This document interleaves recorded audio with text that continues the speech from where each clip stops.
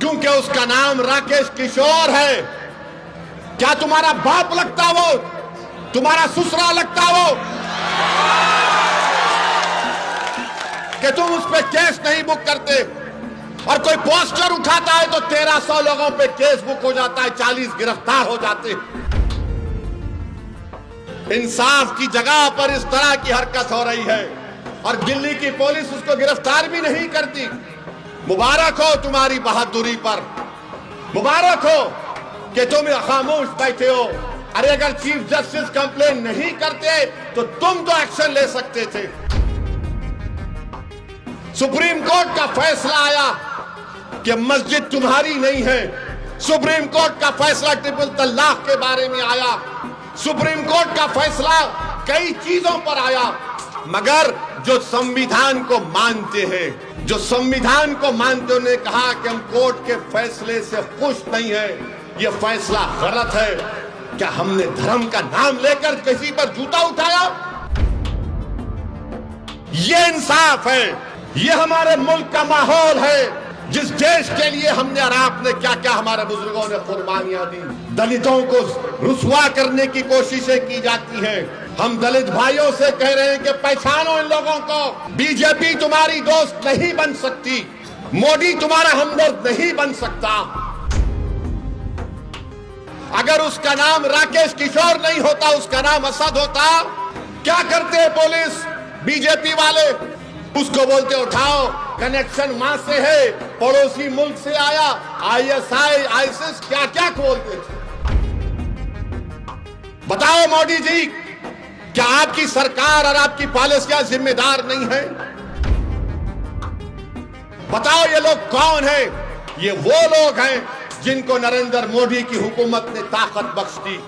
ये वो लोग हैं जिनके दिलों में जहर उगल दिया गया। ये वो लोग हैं, आज भी राकेश किशोर बोलता है कि मुझे किसी चीज की परवाह नहीं। भारत के प्रधानमंत्री, दिल्ली की पुलिस आपके मातहत आती है और आप खाली एक बयान दे दिए, ये बहुत गलत हुआ।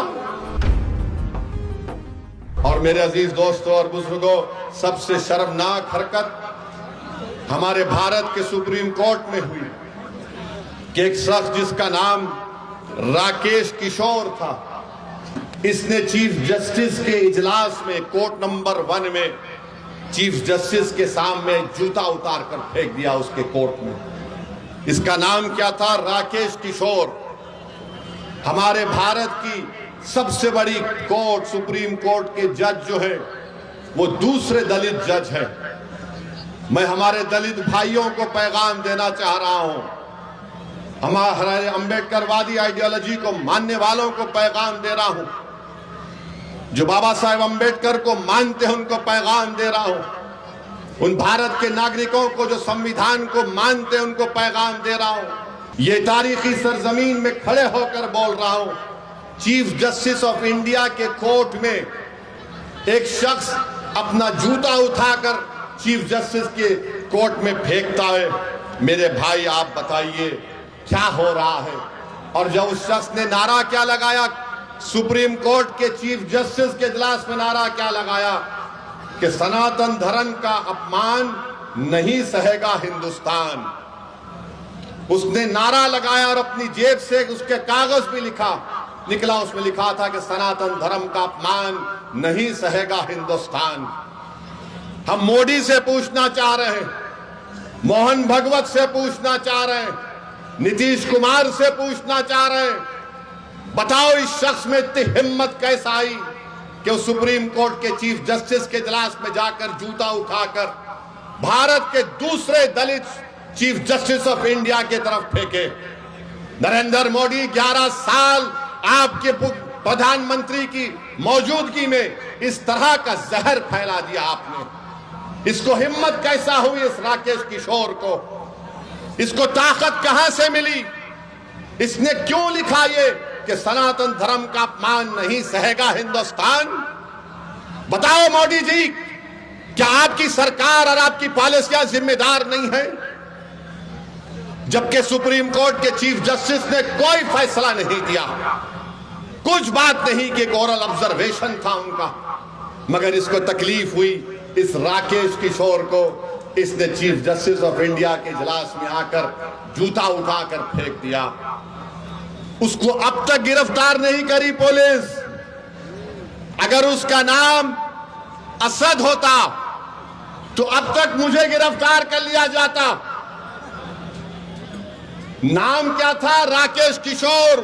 ऊपर वाले हैं, बड़े लोग हैं, हम कमतर हैं। सुनो मेरे दलित भाइयों, चीफ जस्टिस ने कहा कि मैं कंप्लेन नहीं करूंगा, ठीक है, मगर मैं बड़ी इज्जत के साथ चीफ जस्टिस के इस फैसले को नहीं मानता, क्योंकि सवाल आप पर जूता फेंकने का नहीं है। क्योंकि आए दिन हम देखते हैं कि दलितों को पीटा जाता है, मारा जाता है, मूंछ अगर रखते हैं या अगर घोड़े पर बैठकर अपनी बारात निकालता है तो नहीं निकालने दिया जाता। चीफ जस्टिस ने कंप्लेन नहीं की, हम मानते हो सही नहीं था, मगर दिल्ली पुलिस को क्या हुआ? दिल्ली पुलिस 100 मोटो एक्शन ले सकती।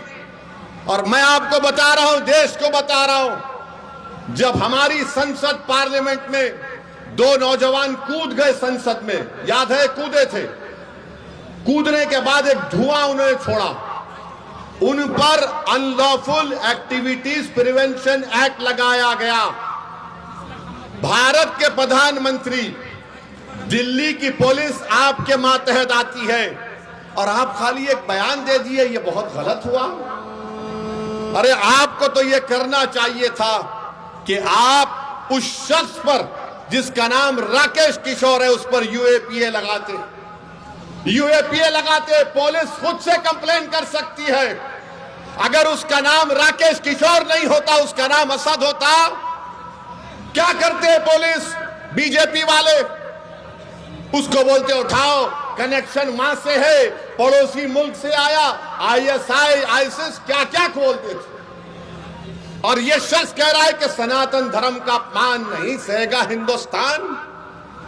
मोदी जी, फर्क उसमें और दूसरों में यह है कि जिस जगह पर मस्जिद को शहीद कर दिया गया था, कोर्ट का फैसला आया कि किसी ने नहीं तोड़ा। सुप्रीम कोर्ट का फैसला आया कि मस्जिद तुम्हारी नहीं है। सुप्रीम कोर्ट का फैसला ट्रिपल तलाक के बारे में आया। सुप्रीम कोर्ट का फैसला कई चीजों पर आया। हालिया यही सुप्रीम कोर्ट ने इंटरिम ऑर्डर दिया वक्फ कानून के ऊपर, जिससे हमको नुकसान होगा, मस्जिदों को नुकसान होगा। मगर जो संविधान को मानते हैं, जो संविधान को मानते, उन्होंने कहा कि हम कोर्ट के फैसले से खुश नहीं है, यह फैसला गलत है। क्या हमने धर्म का नाम लेकर किसी पर जूता उठाया? बताओ ये लोग कौन है? ये वो लोग हैं जिनको नरेंद्र मोदी की हुकूमत ने ताकत बख्श दी। ये वो लोग हैं जिनके दिलों में जहर उगल दिया गया। ये वो लोग हैं, आज भी राकेश किशोर बोलता है कि मुझे किसी चीज की परवाह नहीं है, मुझे कोई गम नहीं है कि मैंने चीफ जस्टिस ऑफ इंडिया के सामने जूता उठाकर फेंका। ये क्या हो रहा है हमारे देश में? इंसाफ की जगह पर इस तरह की हरकत हो रही है और दिल्ली की पुलिस उसको गिरफ्तार भी नहीं करती। मुबारक हो तुम्हारी बहादुरी पर, मुबारक हो कि तुम खामोश बैठे हो। अरे अगर चीफ जस्टिस कंप्लेन नहीं करते तो तुम तो एक्शन ले सकते थे, लेकर जाते हो उसको। उत्तर प्रदेश में बच्चों को पकड़ा जाता है, पीटा जाता है और पुलिस की गाड़ी से उतारकर उनको बोलते हैं कि कान पकड़कर माफी मांगो, क्योंकि उसका नाम राकेश किशोर है। क्या तुम्हारा बाप लगता वो? तुम्हारा ससुरा लगता वो कि तुम उस पे केस नहीं बुक करते? और कोई पोस्टर उठाता है तो 1300 लोगों पे केस बुक हो जाता है, 40 गिरफ्तार हो जाते। सुप्रीम कोर्ट के चीफ जस्टिस के कोर्ट में जूता फेंकता है और ये लोग कोई केस रजिस्टर नहीं करते, पकड़ना तो दूर की बात। ये इंसाफ है, ये हमारे मुल्क का माहौल है, जिस देश के लिए हमने और आपने क्या क्या हमारे बुजुर्गों ने कुर्बानियां दी। दलितों को रुसवा करने की कोशिशें की जाती हैं। हम दलित भाइयों से कह रहे हैं कि पहचानो इन लोगों को, बीजेपी तुम्हारी दोस्त नहीं बन सकती, मोदी तुम्हारा हमदर्द नहीं बन सकता। भारत की तारीख का दूसरा दलित चीफ जस्टिस ऑफ इंडिया है। ये चीफ जस्टिस ऑफ इंडिया के वालिद जो थे, उनके वालिद जब बाबा साहेब अंबेडकर ने हिंदुइज्म को छोड़कर नागपुर में बौद्ध मजहब को इख्तियार किया तो उनके वालिद साथ थे बाबा साहेब अंबेडकर के। मेरे भाई, ये हालात हैं वतन अजीज के।